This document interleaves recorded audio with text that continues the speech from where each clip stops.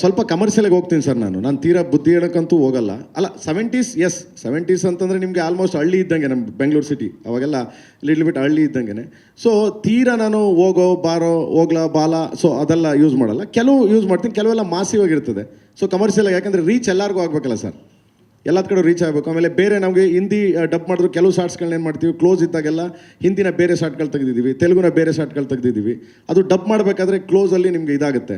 So ಅದೆಲ್ಲ ಬೇರೆ ಬೇರೆ ಲ್ಯಾಂಗ್ವೇಜಲ್ಲಿ ಅವ್ರವ್ರದ್ದೇ ಆದ ಒಂದು ಇದನ್ನು ಮಾಡಿದ್ವಿ. ಯಾಕೆಂದರೆ ಉದಾಹರಣೆಗೆ ಈಗ ಸಾಂಗ್ ಬರೆಯೋಕ್ಕೆ ಕೊಟ್ಟೆ ನಾನು, ಚಂದ್ರಬೋಸ್ ಸಾಂಗ್ ಬರೀತಾರೆ, ಇದು ಆಸ್ಕರ್ ಅವಾರ್ಡು ತಂಡಲ್ಲ ತ್ರಿಬಲ್ ಅವರು ಬರೀತಿದ್ದಾರೆ. ಎಲ್ಲ ಸಾಂಗು ಅವರೇ ಬರ್ಕೊಟ್ಟಿದ್ದಾರೆ. ಕನ್ನಡ ನಾನು ಮತ್ತು ನಮ್ಮ ಮಂಜು ನಮ್ಮ ಹುಡುಗ ಅವನೊಂದು ಬರ್ದಿದ್ದಾನೆ. 4 ಸಾಂಗ್ ನಾನು ಬರ್ದೀನಿ, 2 ಸಾಂಗ್ ಅವನು ಬರ್ದಿದ್ದಾನೆ. ಸೊ ಕನ್ನಡದಲ್ಲಿ. ತೆಲುಗಲ್ಲಿ ಬಂದ್ಬಿಟ್ಟು ಚಂದ್ರಬೋಸ್ ಮಾಡಿದ್ದಾರೆ. ತಮಿಳ್ ಬಂದು ಮದನ್ ಕರ್ಕಿ ವೈರ್ಮುತ್ತು ಅವ್ರ ಮಗ ಮಾಡಿದ್ದಾರೆ. ಆ್ಯಂಡ್ ಹಿಂದಿ ಬಂದು ರಕೀಬ್ ಆಲಮ್ ಅಂತ. ಮಲಯಾಳಂ ಬಂದ್ಬಿಟ್ಟು ಗೋಪಾಲ್ ಕೃಷ್ಣ ಅಂದ್ಬಿಟ್ಟು ಅವ್ರು ಮಾಡಿದ್ದಾರೆ.